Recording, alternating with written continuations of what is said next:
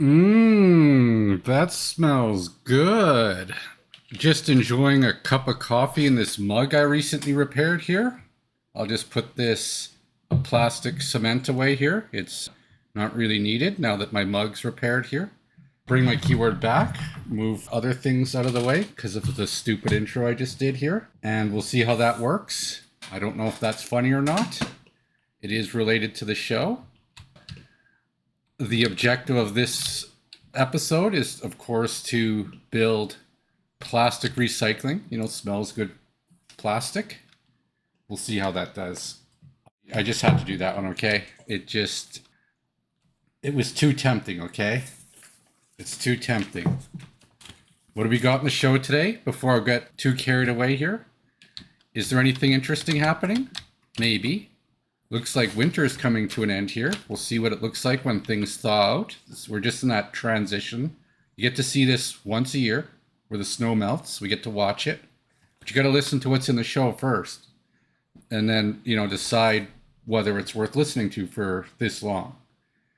Do I play a game for all this amount of time? Absolutely not. Sometimes I barely play the game at all. I just talk about random stuff, random stories, some ideas, things I see on the internet, things I see in real life. I'll put it in the show. So what could be on today's show? Well, I have an idea for a new sitcom. Share that with you later. I have a new ant trap that's even more sadistic than the last ant trap I discussed. As you know, the previous ant trap involved squashing ants and then leaving them where they are so that other ants would see that and have to be forced to take them back to the colony, and eventually the ants don't come in anymore. It seems to work. I have a poor person's adrenaline rush. So if you're really poor, you're eating rotten food, like you never go out, you basically have no money like me. I'm going to show you a poor person's adrenaline rush, something you can do to entertain yourself, like all poor people do. And it's economically practical too. It'll actually save you money. It's such a good idea.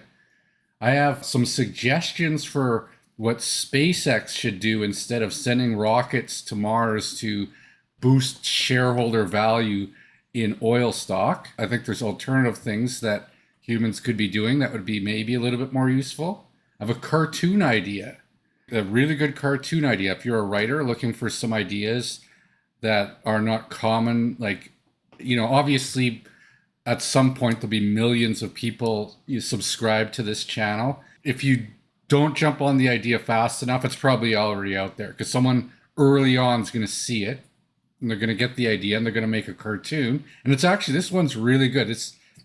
I know I do so many stupid, silly things in the show that you can't trust if I'm being a clown or not. Because sometimes it's serious, sometimes it's not. And you got to listen to find out, right? But this one's actually just a good, legitimate cartoon idea. Unless it's already done. It has to be done. I figure someone has to have done it. It seems so obvious. It'd be crazy if it hasn't been done. A controversial idea for a workers and resources Chinese republic, which, would probably be the sequel to this game. We'll see what the devs think of that. It's an interesting mechanic idea. So there's some other things here. There's one of them here. It's just such an awful idea. I don't even know I wrote it down. I'm not even going to do it. It's so bad. I'm just not going to do it. It involves a human centipede. I don't think I'm going to do that bit. I don't even get it. I really can't even explain it. So we're going to skip that one. So without further ado, let's get back to the game here. Let's have a look what's going on in the world. Before I hit play, we'll just have a quick rundown. So what happened during the winter last year? Did nothing happen? Did all good things happen? Did a bonus come?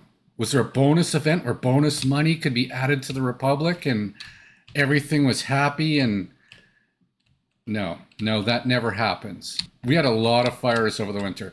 This time, unlike last episode, where I mismanaged some things, this time I didn't really mismanage anything, but I had a lot of bad events happen. Probably in the bottom 10 percentile for luck. But the main thing you want to know is what's our purchasing power, right? How much can we borrow in US dollars? 742,000 right now. That is twice as good as last week, so I don't think we're going to go bankrupt at least, but we did have some problems in some tactical areas. So actually the first thing, I'll do this in the order of events they happened. So somewhere it was December or January, we had a fire in the grain storage here. And we have a shuttle bus that goes to China and to Russia back and forth. You know, it goes here and here.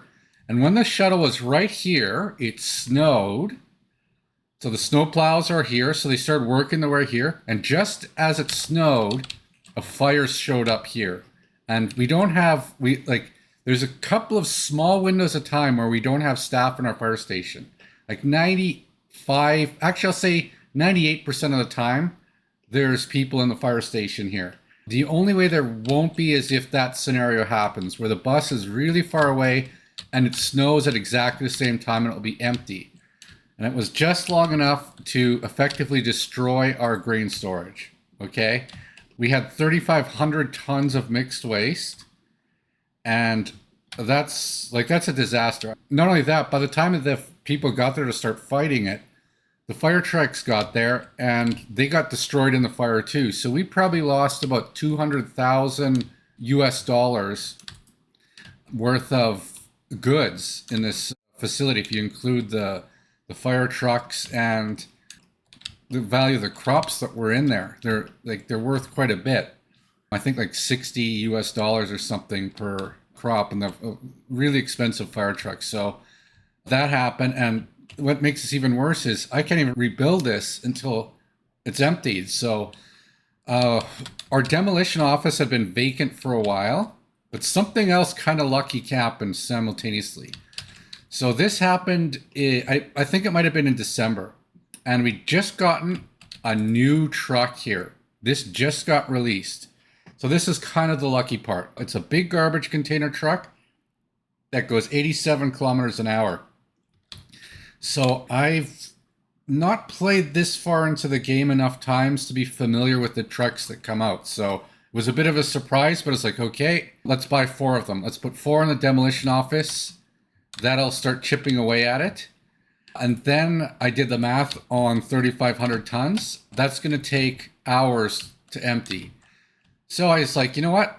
Let's build another demolition office right over somewhere here.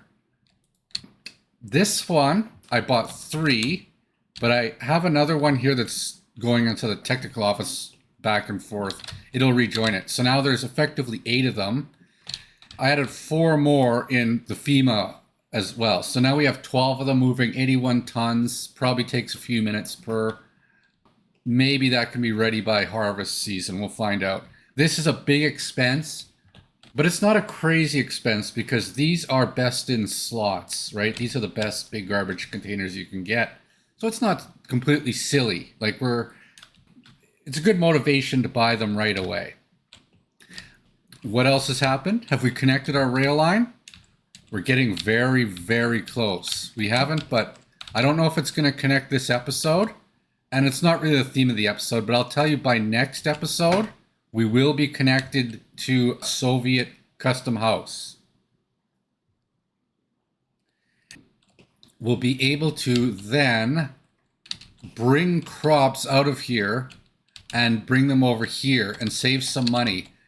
Right now, we can only transport enough crops in to basically operate a frozen pizza factory at 33 workers and about 75 workers in the brewery. But if we can bring extra crops in, maybe not quite next year, because we're going to need other things set up. That's just one of the links that needs to be built. There's other links in the network that are still being worked on.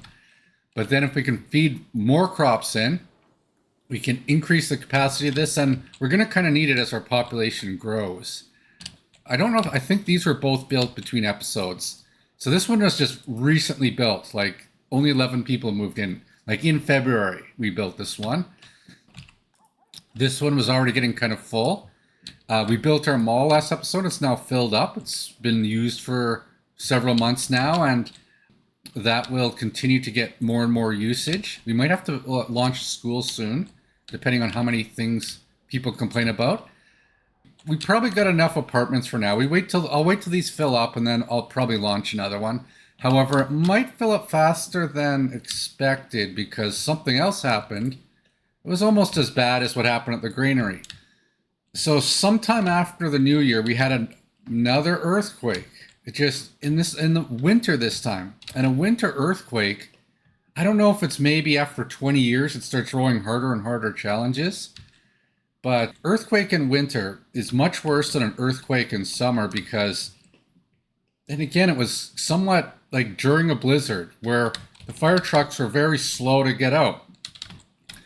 We lost one of our apartment buildings, gentrification tower number 2. You're like, the big joke was, haha, this is called gentrification tower 2, and there is no gentrification tower 1, right? And there's a space where you could put a tower over these houses. You're like, haha, I wonder what gentrification tower 1's gonna be, right? But the big joke was an earthquake just destroyed gentrification tower 2. And now I'm thinking I don't even want to build it because when we built these complexes here, we basically had, these were the best prefabs at the time. And now that we can build these like more dense, higher quality and more dense quality ones, I'm going to maybe not rebuild this one just yet. I think I'm going to think about this one. Maybe come up with a plan. That's what I get for being a smartass. Another thing that happened during the earthquake, of course, is this heat exchanger. And of course, they're all together. This heat exchanger and this heat exchanger all burnt down. The fire trucks couldn't get to them on time in winter. These are redundant. They kind of back up each other. It'd be okay if one was lost here and one was lost here and one was lost here. But all 3 of them were lost in the same area. And it's a hard spot for the fire station to reach because it doesn't have, like here, we have our asphalt road that goes here really quick up and down here. But in this zone, it's a little slower to get to. So it's kind of motivated me to place another fire station. And this is actually a little bit more in the city than I originally wanted. But each time we've had an earthquake, we've lost at least one heat exchanger. Okay, so there's something about the range here that this fire station can't quite reach these. And originally I wanted to put this a little further out, but I think if I go further out, it'll have a similar problem. And the size of this is kind of nice for the fire station, so we'll kind of build that. Again, too, another reason to put it here is this is going to have a lot of apartment buildings, right? So we want to have extra coverage from the fire station just in case. The strange thing was, none of the fires happened in any of these newer apartment buildings, but I suspect the age of a building might affect the likelihood of a fire during an earthquake. I'm starting to think that because we had 3 fires here, and this one here is 100% wear and tear. So this one could collapse too, but we're almost reconstructed it. Fingers crossed that this gets repaired before it collapses. If you recall the earthquake we had 2 episodes ago in the orphanage, we fought it and then it went to 100% wear and tear, and before we could repair it, it collapsed. So that was a bit of a disaster. Our orphanages too are just overflowing. I thought maybe if we had better policies and stuff, but it could be like maybe this building getting destroyed is related to the orphan issue. So I started another orphanage here, the Children with Clumsy Parents Orphanage. This one is, it actually should be queued. I believe they're all completely full, often with several kids just waiting outside. So we'll queue this one up too. We'll make this a low priority though, because they're not too many orphans. So we'll do that during the episode. This isn't really going to be a challenge. I just now thought, well, let's do this now because I can't ignore that problem forever. I've been ignoring it for a few years, but I think it's going to start to get us. The real objective for this episode is, are we going to build Smellz good plastic? We want to get our plastic recycling here. We've got a few tons of plastic here. And the nice thing about this storage facility is it is connected with the rail line. So we could start bringing in recycled plastic and dropping it in here. I don't think this is too economically viable, but it's still better than paying for the plastic. And we do need a plastic source to ultimately feed ASMR Semiconductor. I think that's what that big computer factories called ASMR. I forget the acronym. So yeah, that's basically what's going on in the world. Oh, and one other thing too. Once this rail line here is connected, before I hit play, we'll basically be able to run some trains, but we won't have bidirectional. Again, we're only going to have one line done initially. So basically, we're just going to have one train. I don't know if we'll be able to really use a distribution office extensively because it's not too, when the track builder and the deliveries are happening at the same time, it doesn't work out. However, I do have to begin constructing this shortly, so I think too we will... Actually, I'm not going to enable it for this episode, but next episode, this might just be built. So we'll see how that works. Because we got enough other things to build here. We don't want to overstretch. And our track builder here has enough track to build to connect it anyway, so that's just sort of what's going on in the world here. We're just building up our plastics and get up to our electronic components for this episode, and continue to grow our population. Season ends at 20,000 and approximately $2 million US purchasing power. That's when we've proven communism can work. If you can spend $2 million, because that's the trend upwards, right? We were at just over 300,000 last episode. We're going up to 700,000. But just a bit of a warning too, just because it's trending up, it doesn't mean it will always go that way.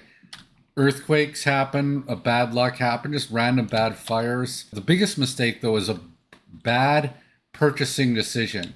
Like if I buy a television station too early, that could bankrupt us, right? If we don't have enough people to man it, just the bad decisions are the biggest threat. The biggest threat to stability in Western society isn't random events, it isn't a disease, it isn't tornadoes, it isn't earthquakes, it isn't wildfires, it isn't hurricanes. The biggest threat to America and pretty much any major nation is the fact that a small group of people at the top make policy decisions for everyone else. It's those people and their ignorances that are in fact the biggest risk to an economy. As you see in this game here, I have a limited borrowing power, and the people at the top, if you watch them, you can see why they're making mistakes. They look at these trends for things like, if I'm making 300,000 a year, then it's 600, then it's 900. You kind of guess what the growth rate is, but that's not reality. And these people at the top, actually, you can see them using this chart logic and not realizing that charts are never linear. They always go up and down, and you're always just watching a part of them, and they're kind of stupid. Like the people that are very wealthy have no natural selection, and they do what they perceive other people would do as a common sense decision, and usually that's the wrong decision. Okay, what they should be doing is consulting experts of all degrees and not the same experts.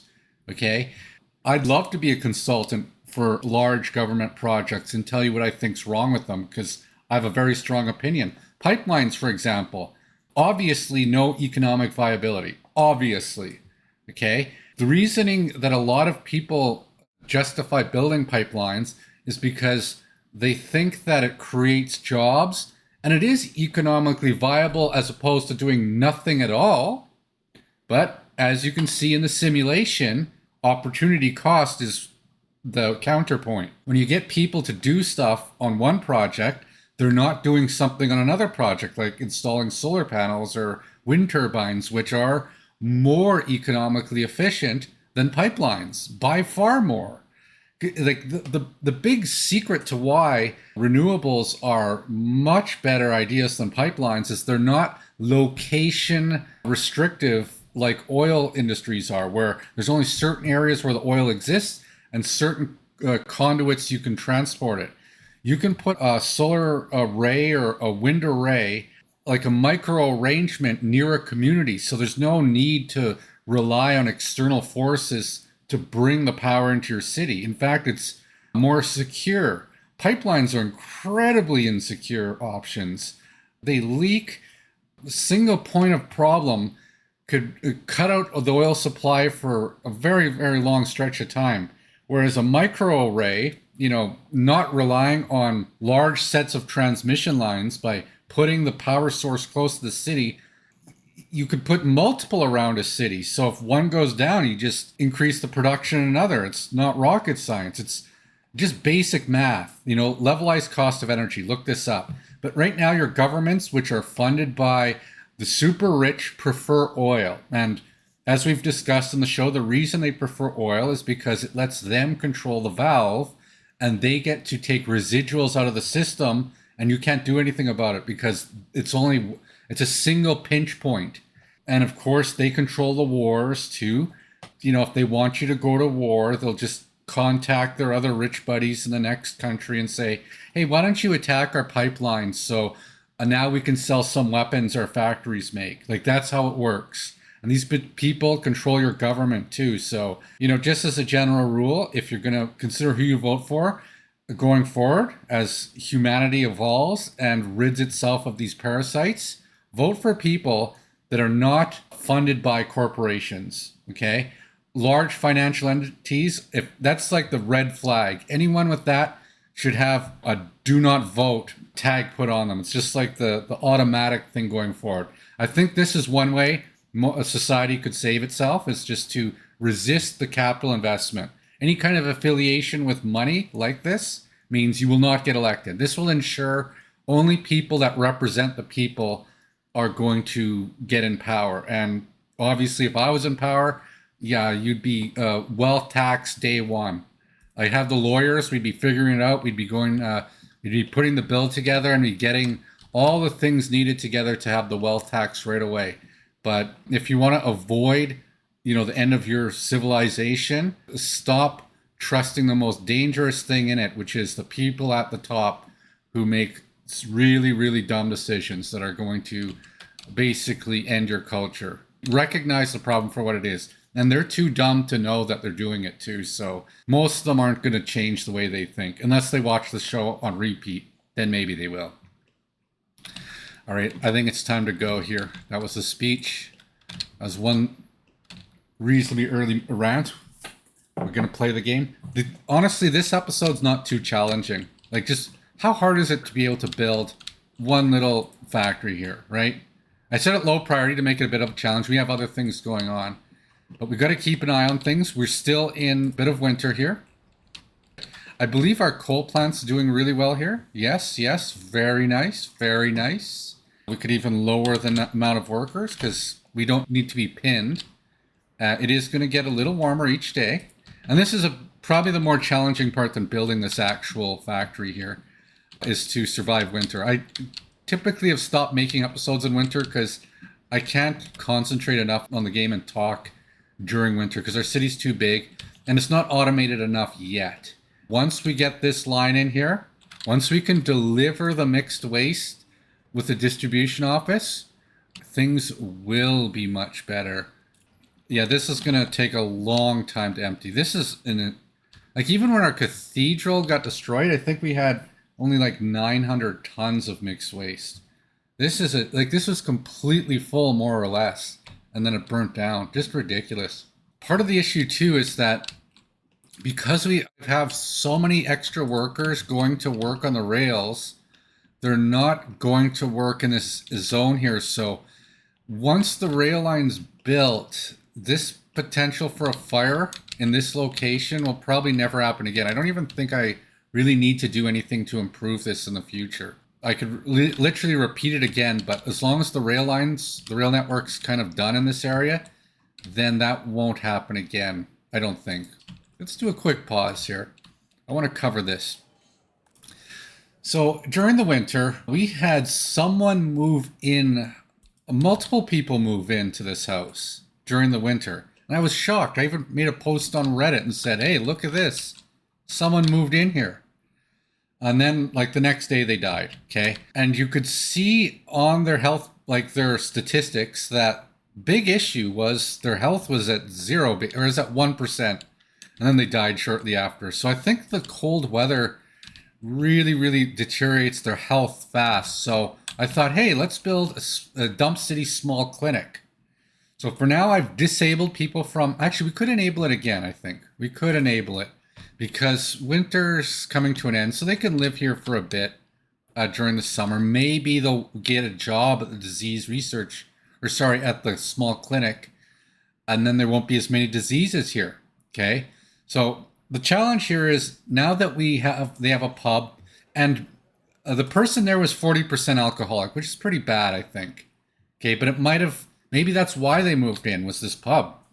Because I don't know how, like, what other reason they'd want to live in this house. There's no sewer, there's no water. There was just electricity in the pub, basically. And they chose to move in there. But of course, they left in winter. So it seems like the health effects of winter are the biggest threat here. So for that reason, this might make them stay longer. I don't think, like, I don't want to set up heat just yet. I want to see for next winter if they stay longer, if this keeps them alive. And someone else was saying you can, like, bring them to the city, and maybe if you bring them to, like, a heated building, you know, maybe that will let them do without heat. So we'll see. I can confidently say that people will move into this house so long as this is checked off. But they definitely won't last the winter. The people that spawned there, both times that I noticed, were age 21 with level 2 education. So it looks like they just came out of the halls of residence. It seems that way. Level 2 education and their age of being 21. So I can't see any other way they would get in there. So I think this is where some of them just spawn upon graduating. Okay? But I think maybe right now, like, this probably would be a better option for them to spawn because it's a way nicer house. The bigger interest in that is, can they survive a winter? So I'll fill you in on that for next episode. I've repaired the other 2 heat exchangers that burnt down, but this one here, we still need it for a bit. Again, not a good time for those things to catch fire in the middle of winter, especially when there's no, like, all the backups. So some of these people are probably not very happy. This guy was probably okay from this one here. So this one here probably served this apartment building, but it's also energy inefficient when you have to go at that range. Okay, let's do some topics of the show. What's the first topic we should do? Let's talk about the ant trap. My even more sadistic ant trap. So, as you know, I have taught in previous episodes a way of dealing with ants. If you ever see an ant in your house, squash it, leave it in its spot, and let the other ants see so they know not to go there. And eventually they will always pick it up. You could actually, you know, if it's by your desk or something, have your phone, you could film it happening where they'll see the other ant and they'll bring it back all the way back to their ant colony across your yard. And it's a waste of energy and not good when that happens. And they get the message. But I thought of an even more sadistic version of this. So in my bathroom, there was a pretty big spider, okay? Not like a South American big spider, but a big spider for North American standards. You know, think of like a large pea, for example, like the body and legs maybe, you know, 1.5 to 2 inches wide. Big enough spider. But it kind of crawls into like a pipe area. And I know there's ants around here, so I usually don't like spiders, but when there's ants around, I'm kind of their friend. Because I have not seen any ants in that part of the house since I saw that spider, okay? You know, put 2 and 2 together, the size of the thing. But I thought, if, let's say, there was ants appearing in another part of the house, I want to catch it. Like, I know they come in through the front door, so I want to catch the spider and sort of confine it and place it right in that area where the ants wander in and encourage it to build a bunch of webs there. And I think that would be an even better, again, all natural, no chemicals, no stress, seems to be very highly reliable, very sadistic, and very entertaining, okay? So for that reason, if you know where you can find a spider, you know there's already a web somewhere, see if you can catch it. And then if you happen to know where the ants sort of get in your house or any other bug you don't want in your house, you got 2 birds killed with 1 stone right there. Your spider's not going to bother you in the house anymore. And that's the other advantage of this, is that I can take the actual spider out of the house, because I'd rather not have spiders in my house, okay? I'm not much of a fan of spiders. You know what? Let's do another topic. I'm kind of behind on my topics here. I had a rant, like spending a bit too much time covering other things. As you know, there's law and order in this game, and you have a police station, and you have a courthouse, and people, you have your crime, minor crimes, you set the thresholds, and you have a prison, right? Sometimes I notice the prison gets overflowed. My idea is a free market prison. I think this would be a great idea for real life too. Like, why don't they do this in reality?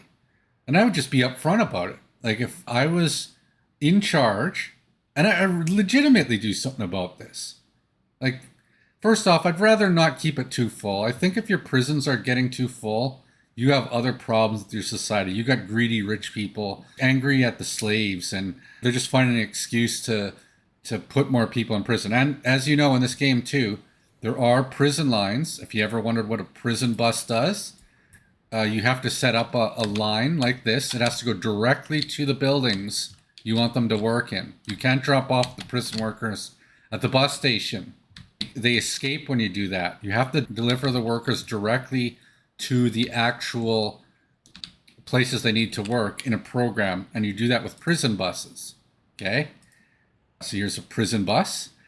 But my idea that I think would be a great idea for society is a free market prison where the laws kind of change depending on how full your prison is. Like, if your a prison's really, really full, maybe these minor crimes, they're not crimes anymore. Okay? Maybe, or they're just very, very minor crimes.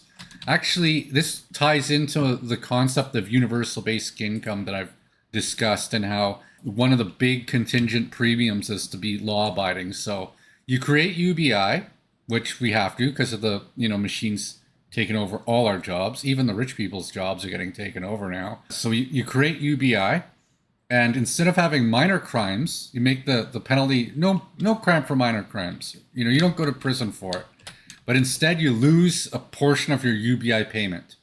So for a period of time, like if you were sentenced to 3 months in free market prison, maybe you lose your UBI bonus for being law abiding for 6 months or something. Just a smaller UBI paycheck. You got to live in pretty bad conditions until your sentence is up, and then you get the full amount of UBI again. Yeah, that's an idea. Let's have free market prisons where we sort of adjust the crime rate, or we adjust the qualifications of what a crime is based on the space of the prison, because that's real economics here. Just the cost of it is way more significant than the opinion of a few judges. It's way more significant. So because of the weighted importance of it, it kind of stands to reason that judges should be kind of controlled by the capacity of the prison. I would generally advise don't build more prisons. I'm going to try to never build more than one of these small prisons in my republic. Eventually I'll make things legal, but at least in this city, and there is no UBI, but I will just continually lower the threshold of crime in order to maintain a reasonable capacity of this prison. I actually figured out a few other tricks to better manage the rate at which heat can be generated in these situations when all our supplies are gone. Is I go into our distribution office that's filling these, and I basically deactivate all but the closest delivery point. Otherwise, they don't seem to know to fill this one up first. They'll just go, and they're way slower. It's like to go from here to here versus from here all the way around to here is more than twice the time, but they'll do that for some reason. There's no distance weighting in their decision making. It's purely based on this percentage. It'd be nice if there was some sort of smart, if there are better distribution office technologies for expansions. If they could, maybe as a 10% weighted priority, choose the closest destinations first. But that's not available just yet. But they are emptying as fast as they can. It's more or less keeping up, more or less. We will overflow with garbage if we're not careful here too, because we're going to be continuing to deliver over the winter or over the summer, and we're not going to be burning it. And we might even have to just start throwing some of this away at the border, the last few bits. Like, we might have to do without a granary for 1 full year. Oh, and by the way, it's not like these cattle facilities are doing nothing right now. I just simply changed the distribution office. So instead of selling to China, it's buying it right now. Because we need the grain to produce our cattle. So these are still working. We're still producing cattle, and we're still selling the cattle. Okay, this guy here has done its business. Let's put it back in the demolition office here. And we'll see if we'll catch him now and then to do its technical service duties in that zone. Oh, there was one other thing too I had to keep an eye on. Oh, good thing I remembered. This here is a super high priority project. This got destroyed in the earthquake. And yeah, this has to be built before everything else. The reason is that this is the only way for them to get to the mall, to some of these buildings here. So there's probably people already complaining about food.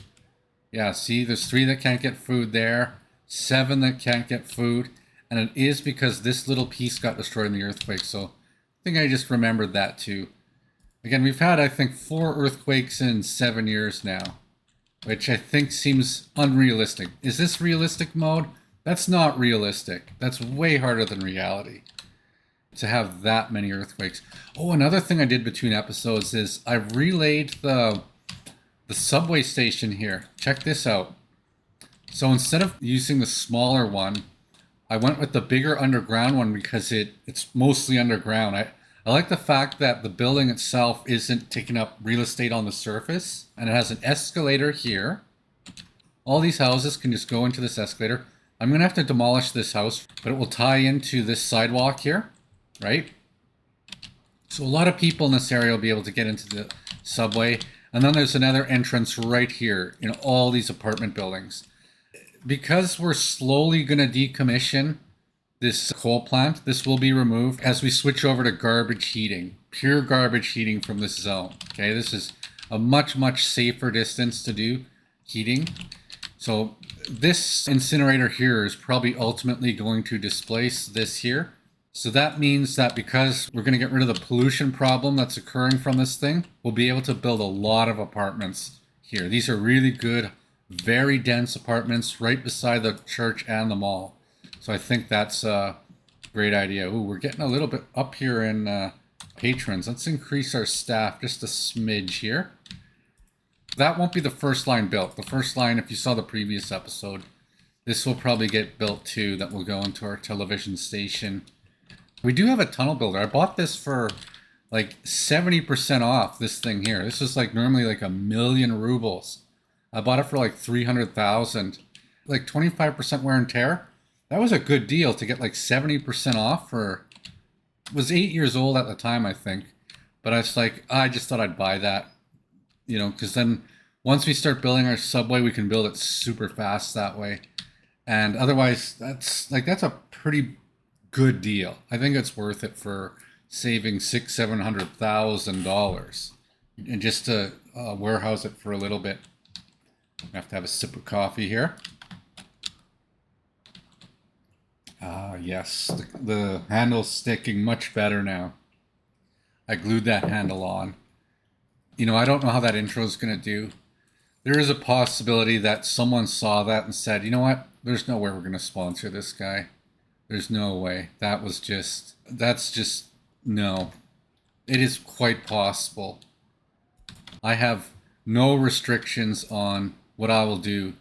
Like, if I find it's moderately funny at least, and something I can do while sitting down, and not have to go out into a haunted mansion or something and risk falling through a rotten floor to entertain you, I'll do that. Okay? Maybe it's just as entertaining. Something as simple as that. I assume there's nothing against the terms of service of sniffing glue on... I wasn't sniffing glue though. And if you thought I was, any kind of imagery, any snapshot of any kind of fiction movie could be perceived as the impression of something happening if you don't give a few extra seconds of context. So that's my legal defense. If someone wants to say you can't do that, I'll say, what do you mean? It was made clear I was gluing my handle on and I was smelling my coffee. That's your problem for not watching the last few seconds. Because I think that's reasonable.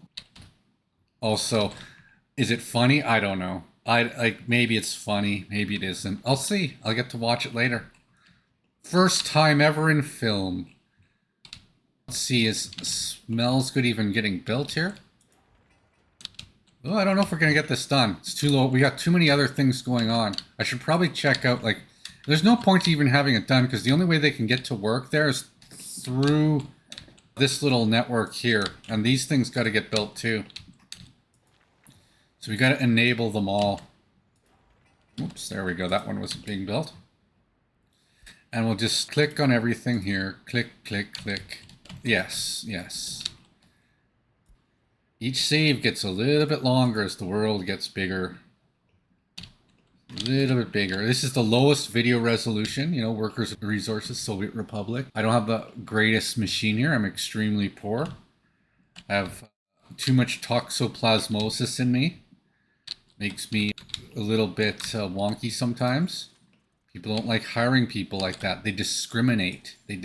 People like certain types of people. It's all about image. Job is about image, not about being productive or doing anything useful. Like, you do your job, but odds are it's not really needed. Like, if you really, really, like, distance yourself, you know, think about the job you do and distance yourself 10,000 miles. Watch it from above and ask yourself, is it really that big a deal? Would humanity survive without it? And it's quite likely it would. Like, humanity survived without 99% of the jobs we have today, so... Ooh, my, look at this. Look at this. We got too much aggregate waste. We don't have enough people processing the mixed waste. Or the construction waste. But they're not getting to work for some reason. Why is that? Why are they not making gravel? Is it because we have too many people sorting this here? Okay, we're going to probably have to stop delivering mixed waste here. We got to park some of these waste trucks because the delivery from the grain storage is going to overflow us at some point. Yeah, so this is what our supply of mixed waste is coming from. The demolition offices from Houston, so we don't really even need this anymore. So I am going to stop it completely. This one here, a dump cleaner, I think it's, instead of parking it, we're sending this one to the scrapyard. 45% wear and tear. We have way too many of these now. And it's almost 23 years old. So, and it's one of the 62-kilometer-an-hour ones. The general rule is 20 years if it's slow. Like if it's going 60 kilometers an hour, that's too slow for our roads nowadays. So anything over 20 years, it's kind of the end of line. Like an excavator whose speed that doesn't matter so much. Or if it's an old truck that can go at least 90 kilometers an hour, I'll probably let it last for 25 years. Just because it's not as much of a burden on the system. It's not like having the old money businesses kept alive, right? Which is the biggest burden on the economy there is. As you know, like the opportunity cost of it. Whenever you create jobs for people that don't work the most efficient of jobs, that's the cost, right? It's better than nothing, I guess. You know, if you want to pretend you're a useful government official creating good jobs, you could pretend creating inefficient jobs is good for the economy, but to do your job properly, you're supposed to be creating efficient jobs. For some reason, we're not getting enough workers into that building, and I'm guessing all these buildings are not getting enough workers. I don't know what's going on, but none of the workers are showing up.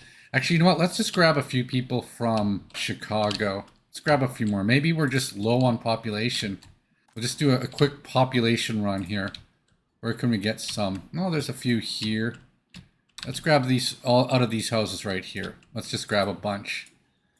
I'll talk about a topic while I'm doing this. Let's just see what we got here. This is the poor person adrenaline rush. So if you're like me and you don't have much money, you will find ways to entertain yourself for free or save money. So if you've ever had some food go bad, like I did the other day, I had some chicken. Okay, I had some chicken in the fridge. It was a batch cooked from a few days prior, actually probably almost a week prior. It's like a stir fry kind of thing. But after like the fourth or fifth day, it seemed to go bad. I thought it would last longer. It was refrigerated the whole time. I was like, oh man, this smells bad. And chicken, that one's a little risky. Eating rotten chicken, okay, that's not good, right? But if it's already been cooked, right? If you've prior cooked it and it, isn't smelling too bad, a game you can play that's entertaining is called Lottery Chicken. Okay, so how does Lottery Chicken work? So this is what I did. Okay, again, I don't want to waste any food. I want to, not throw it out, but I also don't want to get sick. So I took out the pieces of chicken, which were the smelly parts, and I instead put it on a frying pan and heated it, like at a pretty high temperature. Very high temperature heating with the frying pan. And it was almost burnt a little bit. Like not burnt, but it was browning on all sides of the chicken. They were little chunks, okay? So I just sort of turned it on all sides, had direct contact with the pan, cooked it, and thought, you know what? If there was any kind of bacteria in there that I shouldn't eat, by actually cooking it that way, that should have gotten rid of it. So I ate this lottery chicken, right? Then I threw it back in with the stir fry. Just like the rest of the stir fry seemed okay. I ate it and I didn't get sick. No diarrhea and no stomach, nothing. It seemed to work. So again, gag reflex, I've mentioned this with rotten watermelon eating. You always do the gag reflex first. And upon cooking it, the smell of the funkiness was extremely diminished, where I couldn't, I could still smell it a bit, but the cooking process seemed to actually work a little bit. Now, again, this is one where you need a certain level of skill, okay? If you can't think for yourself, if you don't have the frying pan hot enough, if that chicken is too rotten to begin with in the first place, and if you're not willing to roll the dice, then don't do this, okay? Again, this is for poor people. If you want an adrenaline rush, it's cheaper than skydiving, right? It's probably just as sensible. Actually, it's much more sensible because you have to pay a lot of money to skydive. And skydiving, I'll say no. Bungee jumping, no. But lottery chicken, yeah, give it a shot now and then.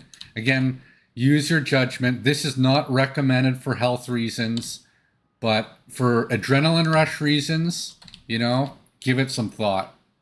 That's the other thing too. When we had these earthquakes, a lot of fires, you notice some buildings are missing. Again, everyone died in this apartment building. I don't want to sugarcoat. 3 out of 5 of these buildings were on fire. We saved 2 of them, but this one didn't get saved. I think I prioritized the furthest ones, thinking they could get back on time to get this near one, but no. I don't know I think only 2 out of 3 were going to get saved given the staffing we had. So this appears to be hurting our workforce enough that we're not processing the gravel fast enough.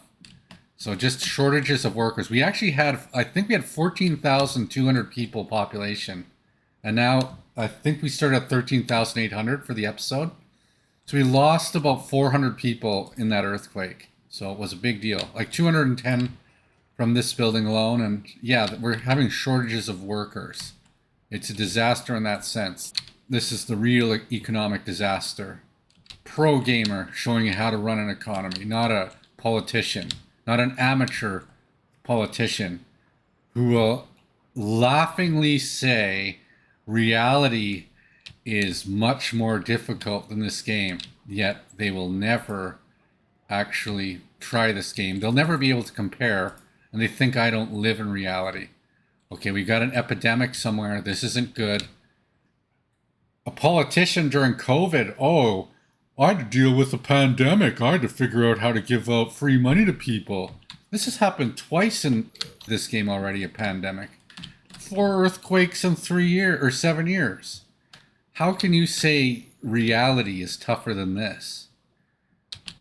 I can almost guarantee, I'd actually wager money that politicians, top policy decision makers, if they sat down, played realistic mode of workers and resources here, I'd say 99.9% chance they would fail.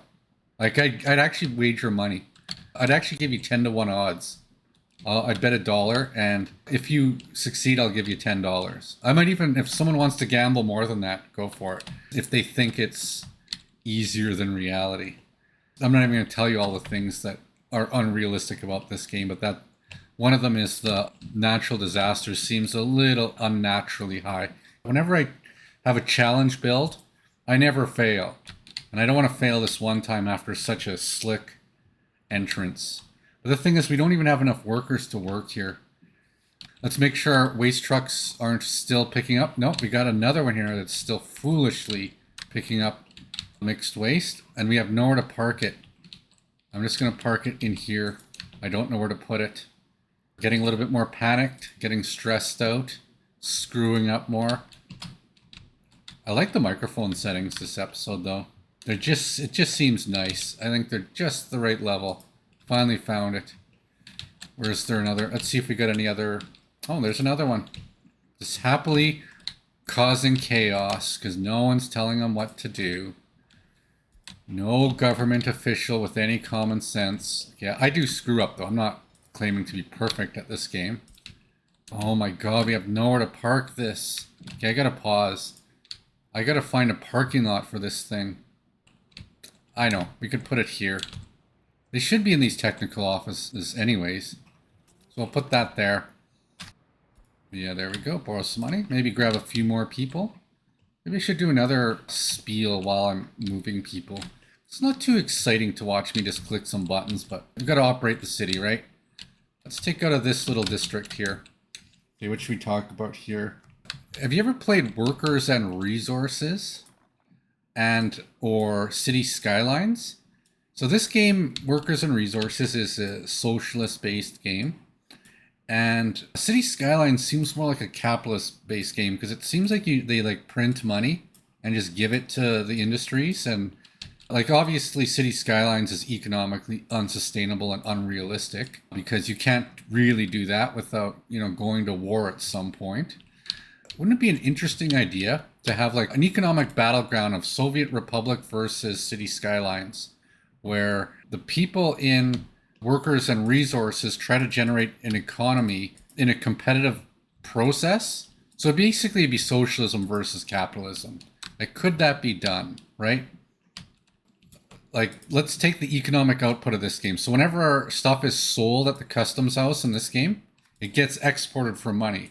But likewise in City Skylines, you do sell things. You do make money in a similar way. But you got to realize a real economic gain is not when you sell domestically, okay? And this is why the US is ultimately going to collapse if it doesn't figure this out, is that if you sell things to your own people, you don't make money, okay? You make money for the private industry, but the nation doesn't make money because it pulls it, it's cannibalizing itself, essentially. For a nation to make money, it must sell goods to another nation. So I think a cool add-on, if someone could ever think of it, it's like a cross-game add-on where stuff you sell in one nation, it gets like traded with another nation, maybe through some interpretive layer.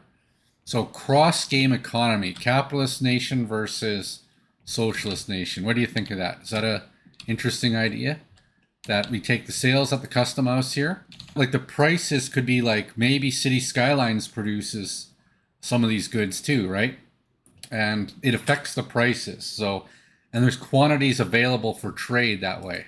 A market add-on between city simulator games. I think that would be a cool idea. I keep complaining about the prisons. I can't look into that during a show. Actually, you know what? I'll quickly change the law here.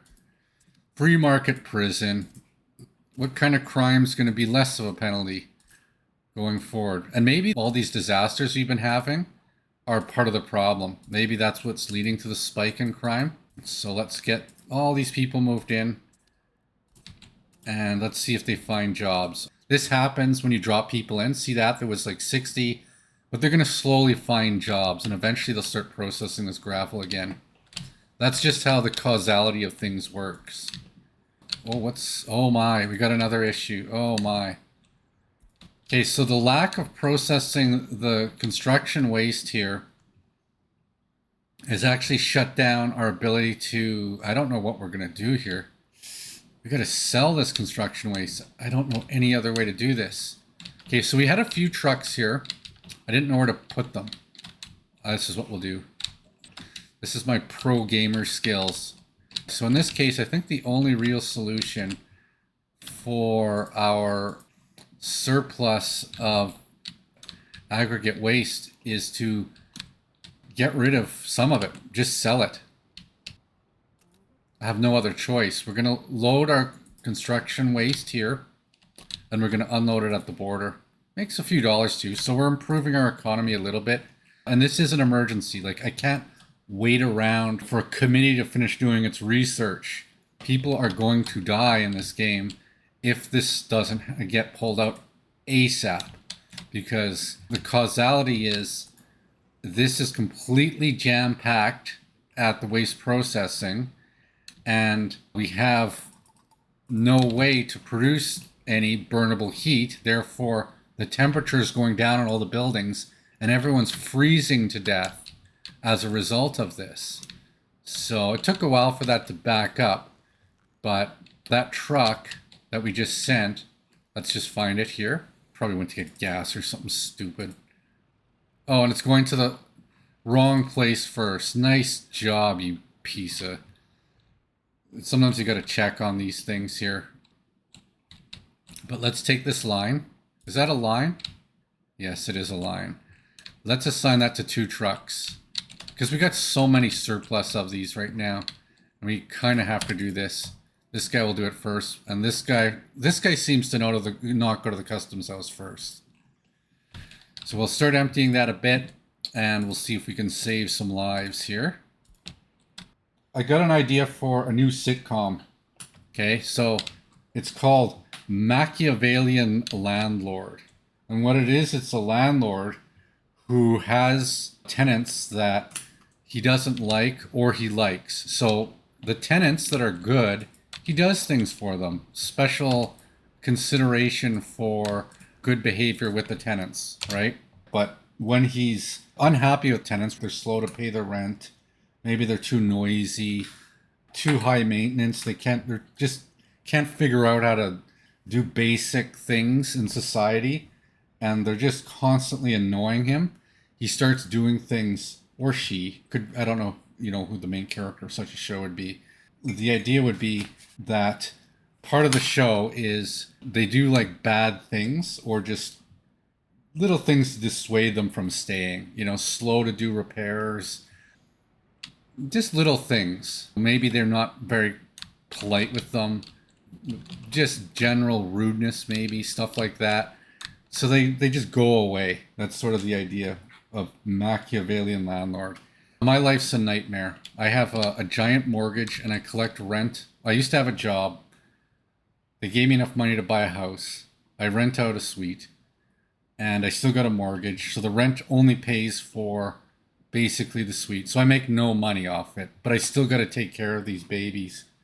And I swear to God, sometimes some people are worse than others. I've had some good tenants and I've had some bad ones. Some of them just think paying the rent is like, I'll pay the rent whenever. You know what? If you think that way, you belong in jail.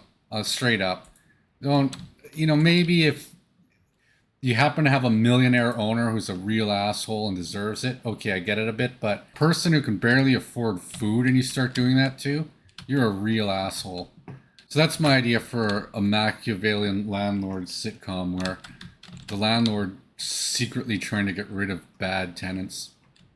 I think we'll be able to get some heat again now that we're emptying out our gravel supply a little bit. It's such a waste to have to do that, but I had no choice. No choice but to create some capacity because there's too many dead people. Now it's probably, yeah, see the heat's happening again, so it must have emptied out. That's the only way that's possible. So there's little capacity here in the construction waste. So it got pulled through the conveyor belt as we empty a little bit, but I'm not going to empty too much of it. We're just doing this so that we can get enough heat to survive. One or two people might have died because of this, okay? Let's check our hospital, see how our pandemic's doing. Were you overburdened? I think we're doing okay. Okay, so this is a better thing for SpaceX to do with their time. So as you know, tax dollars get collected and then pooled into accounts, and then the billionaires advocate for minimum requirements to bid on contracts. So they get their lawyers working with the government, lobbying that only certain market caps are allowed to bid on government contracts. So this is then how they bid on the contracts, because only the billionaires' companies are eligible, and regular people can't have access to this money. So long story short is your tax dollars get siphoned out into a pool and then collected by the billionaires. That's why they're billionaires in the first place. But then one of the things they do is it goes to NASA, and they then hire SpaceX, and then SpaceX pretends they're, a profitable company and they're legitimate, even though, there's a few layers of thievery going on here. So they're stealing your tax dollars is what SpaceX is actually doing, but through enough corporate shells that you won't notice. And I notice these things. I think sending these rockets to Mars is, honestly, I think it's just a way to burn extra fuel and just to drive up the share of prices of other rich people's stock. So for that reason, I'm kind of against sending rockets to Mars. It seems like a huge amount of collective stupidity involved. But what I think they should be doing instead, and again, the parts where they send out the satellites for internet and stuff, okay, that probably makes sense. We kind of need that. That part I'll agree with. That part of the spending's okay. But rather than planning for these Mars missions, which I think's completely delusional and not ready, we're not ready for it. We do not have the infrastructure in place to be doing rocket launches just yet. This world we're playing here in this game needs a bit of work. I'll admit, I'm the first to admit it's not ready. Just like real life's not ready. Instead of colonizing Mars, why not find Planet X? We know it's out there. We know Caltech's scanning for it. Nibiru. And as you know, the lore is humans were genetically engineered by aliens. We're part alien is the big joke. Engineered out of apes. Maybe our previous samples were cavemen. A Cro-Magnon might have been the previous iteration of the experiments. The Homo sapien experiments, they come by every 10,000 years. They do genetic experiments. They choose the best, the fittest of us. Obviously it's not going to be the rich and powerful because they're proving themselves to be the most detrimental. But maybe an average person like myself or someone else with awareness and, the average normal stuff, what they're looking for in terms of genetic qualities, they will pick someone like that and create the new species of humans, okay? But we don't even know where this planet is. We're hardly putting any resources into it. So what I would do is SpaceX. Honest to God, this is what I would do, is I would be setting up more telescopes, more scanning tools, possibly preparing to send up communication equipment if we do spot it. And if it's got like a gold hue to it, I'll explain in a future episode why that is. Maybe there's some signals we detect coming from it when we really, really target our audio telescopes on it. I think that to me is a more useful, like at least spot it, because we know what's out there. We know the gravity data tells us out there. There's experiments going on right now where they use data from your phone and consider the tides at the time and the position of things to detect any kind of anomalies in the gravity. It's very insane precise equipment we have nowadays. There's a lot of secret experiments that go on in society that you don't even know about. But I think sending the ships to Mars is a bad idea. I think the better idea is to instead invest that money to find Planet X, because that I think will have a more direct impact in reality in the next few hundred years. Because again, the lore is every, 5, 10, 20,000 years they come by, and we know they haven't been around for at least 5,000 years. at least 6,000 years now, I think, because according to the tablets, they're in Mesopotamia, 4,000 BC. It's now 2000 AD. We haven't seen them since. They could be due for another visit. So that's what I would be doing instead of wasting it on going to Mars, which is just as silly, actually sillier than my idea. It is genuinely sillier to be sending rockets to Mars. Sometimes I wonder if I'm going to get in trouble for some of these topics. We'll see. I can always edit things out. Again, I'm doing this as comedy bits. I find it comedy. It's my comedy. Some of it's very cringy. This show is just very weird. My number one target is weirdness. Number two target's cringe. I'd rather have weirdness over cringe. Number three is probably humor, in that some amount of it. I know some of the things you won't even laugh at, but it's just so weird that you got to keep watching. Okay, so I don't know if we're going to get this done. I'm not going to promise that's getting done. We got too many problems. Too many problems. We still... Okay, now they're finally showing up for work. So those people we dragged in, okay, they all have jobs again. That just goes to show how sensitive losing few people to a collapsed building, the causality of everything. I think this is a legitimately good idea. There's a cartoon writer out there, someone who makes cartoons, short stories. Here's an idea. It's based on the sheep. And you know the people, the sheeple. You think you're a sheeple? Some people like to call other people sheep. It's kind of rude to call someone a sheep. Maybe you're the black sheep, maybe you're the white sheep. But I think it's pretty obvious I'm a black sheep. The black sheep who's like, you know what? There's weird things that are going on in that farmhouse. You probably don't want to go in there in the end of summer, right? Like, I'm kind of aware of how the super rich use the people, like their personal flock of sheep. Billionaires are like the farmers. The citizen is like the average sheep. And every now and then you have the black sheep who's like saying, wait a second, borrowing all that money to buy things. That makes no economic sense as a nation. The super rich are, feeding off the poor. And I'm making commentary on that. And if no one's going to do anything about it, things will get worse, right? So the idea for a cartoon is kind of like that idea. You have this one black sheep, and it's for kids though. So it's not going to, just teach the basic idea to kids first. Maybe an adult with a childlike mind would find it entertaining too, where it's this idea of this one black sheep that none of the sheep can understand. All the other sheep just don't understand what he's saying or she's saying. Okay? You could have a male and a female black sheep. I don't know. Maybe just neutral, gender neutral. Don't be specific. But the black sheep is always buying and being disruptive and making life difficult for everyone else. And the farmer he's dealing with it like a normal sheep. Like the billionaire is dealing with a normal sheep, right? Just okay, just shut up and get back with the flock. You know what you were bred to do.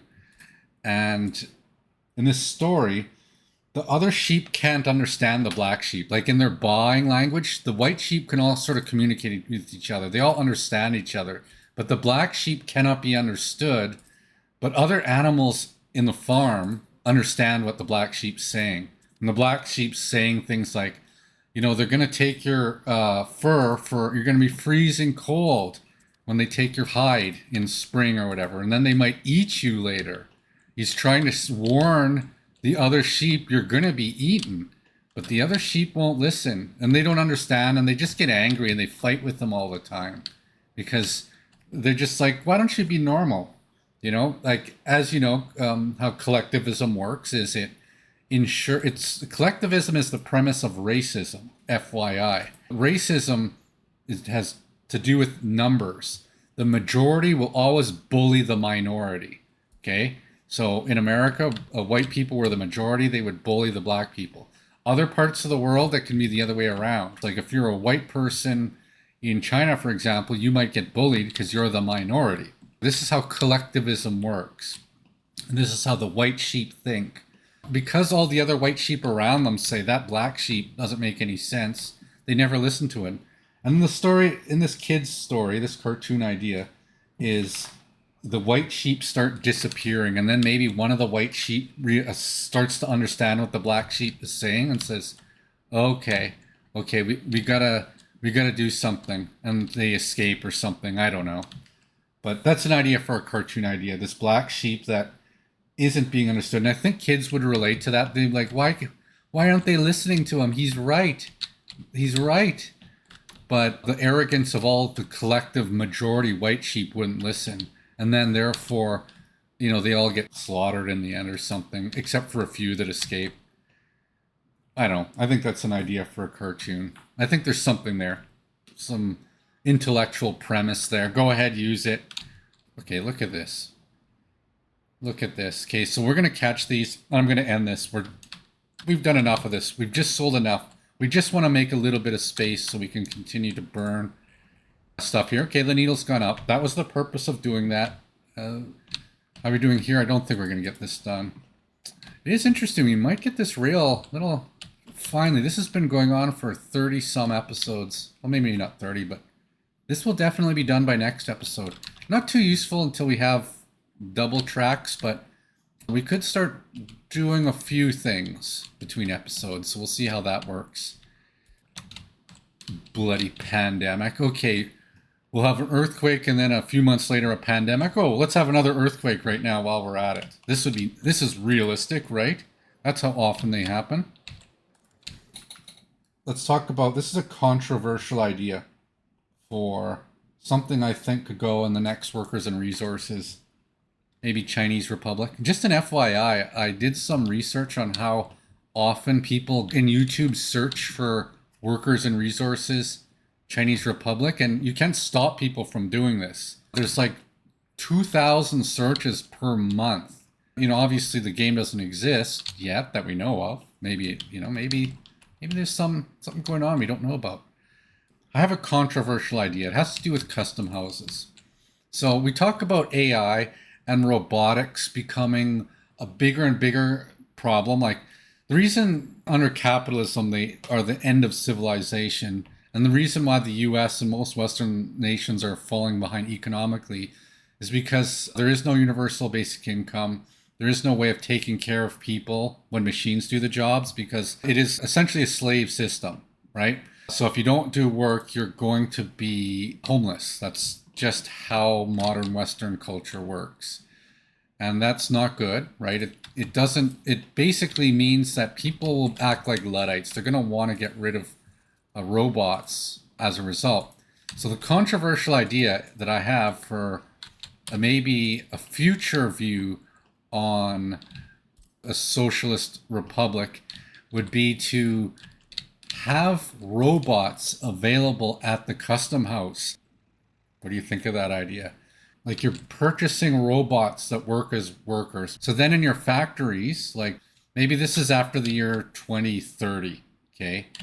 Or 2025, let's say. Maybe your prefab panel factory has, instead of 65 worker slots, maybe it also has room for 10 robot slots. Certain buildings have robot slot workers too. So this would be a new game mechanic for the expansion where you have robots you can purchase from the border. Maybe you buy them. I don't know. Maybe they're permanent things. Maybe you rent them. Maybe the only way you get them is from the custom house until you get the supply chain to build your own. It's a bit of a controversial mechanic, but it would improve your economy. And I think it is realistic that a percentage of your buildings can be manned by robots. And therefore, it's very realistic, especially in a future era of socialism. Maybe AI slots exist in school where YouTube's used to teach certain classes, which might make a lot of sense to displace teacher jobs, which again, are probably a good portion could be automated too in terms of actual knowledge content, right? And or like, an advanced industry. Add a few more here. Robot manufacturing. Maybe put a couple of steps in between to make it a real challenge. Maybe it takes a lot of research to develop it in the tech tree, and it improves your economy. So yeah, there's an idea for somewhat controversial idea for workers and resources. Chinese Republic. Is Smellz good plastic even going to get built? See if I can even find our city's getting. Oh, it did get built. There we go. It did get built. But we're not going to have. We're going to have 3 jobs here. 3 jobs in Smellz good plastic. Oh yeah, I want to do something about the prison. How about this? This isn't bad at crime, and that's not a bad at crime. There you go. I don't know if this. Yeah, let's go to that. Let's lower our criminal. There you go. There's your free market prison idea. Keep our police. We got an ample police, so we'll let them out on the streets a little bit longer. We'll see how that works out. That's how we solve our prison problem. You're still going to jail. If crime starts becoming a problem, I'll escalate those again in the future. Oh, okay. Where's our helicopter? What's going on here? Is there a fire somewhere? What the heck? How come our fire helicopter's in the middle of the lake? I don't know. That's a bit of an issue. That's not the best place to park a helicopter. I think it would be a little hard to get into, and it might have some lift issues with lift right there. See if that sorts itself out next fire. You probably have a real job. You know, maybe you're a nurse or a doctor, or a firefighter, someone who's doing something legitimately real. It's after your shift. This is your favorite show. And politicians and the way they mismanage your taxes anger you, and you love to hear me saying, yes, yes, they are doing it. As much as they say they're not doing that, they are doing that. They are wasting your tax dollars. But you want to watch other people work too, right? A little bit of Schadenfreude.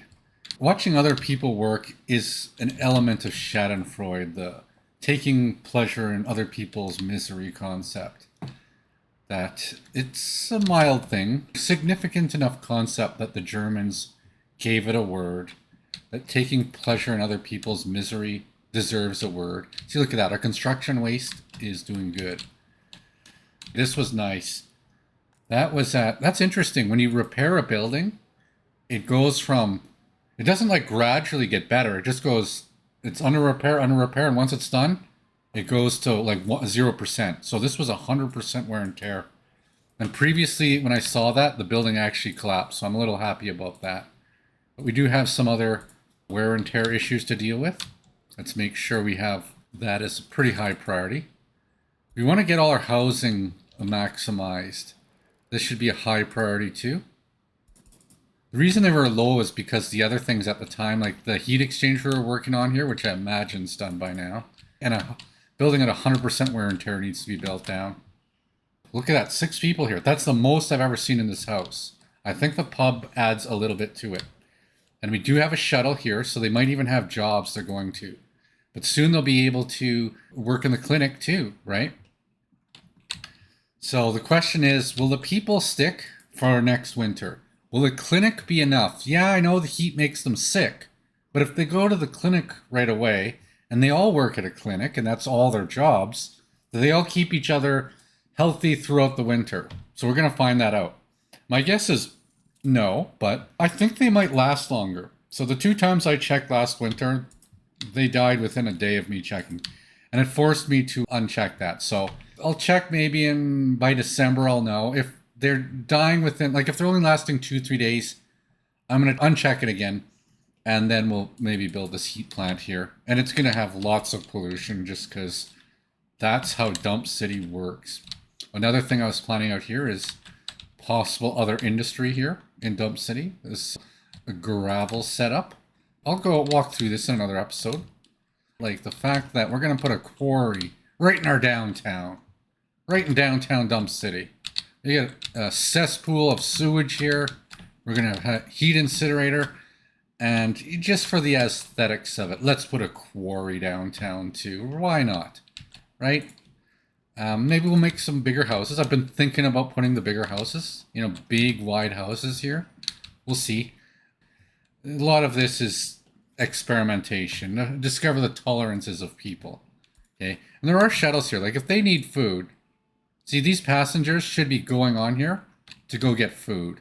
In case you're curious here, we actually had almost 9 million rubles in borrowing power last episode, but all the disasters with the grain storage and the fact that we're buying grain instead of manufacturing it has put us in a situation where we lost 1 million.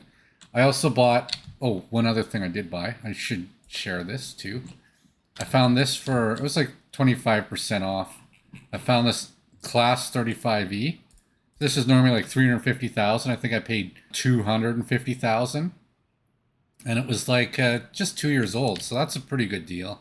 And if I see another, I'll buy one. If I see a similar price deal, because we are about to get connected here. What else were we working on? Did we build our new orphanage? Oh, we did. So there we go. Let's pause real quick, though. We need some supplies for it. Let's go to our distribution offices. We'll add another. It's hard for me to even find some of the buildings now. So we're going to need meatville distributors to deliver meat to the orphanage. And we'll set it just so children with clumsy parents, essentially orphanage 3. I shouldn't rename all my orphanages. Do that between episodes. So let's go with 20 tutors for now, and we'll expand that. You know, China holds a lot of bonds in the U.S. too, right? Like, literally, China's going to own the U.S. if this keeps up, and most Americans are clueless to this fact. Okay, and they'll probably silently manage the country, which they actually kind of are to a certain degree right now. That's why you have these so-called celebrity politicians to disguise the fact, but this is what happens when you don't, plan your economy very well. Just gonna go out. Oh, maybe we'll get this fire. This is a little bit of excitement near the end. I think we're gonna wind this out. Well, we'll just watch this fire. I'll talk about the maglevs for next episode. Got to get you interested to tune in next week. This doesn't feel as... I feel this wasn't as smooth as last episode. This idea for the human centipede one was just so bad. I don't even know why I wrote that. Just crazy. I just don't want to even say it was just so bad. I don't even think it's funny. Maybe it's funny. We'll see. Maybe season 2.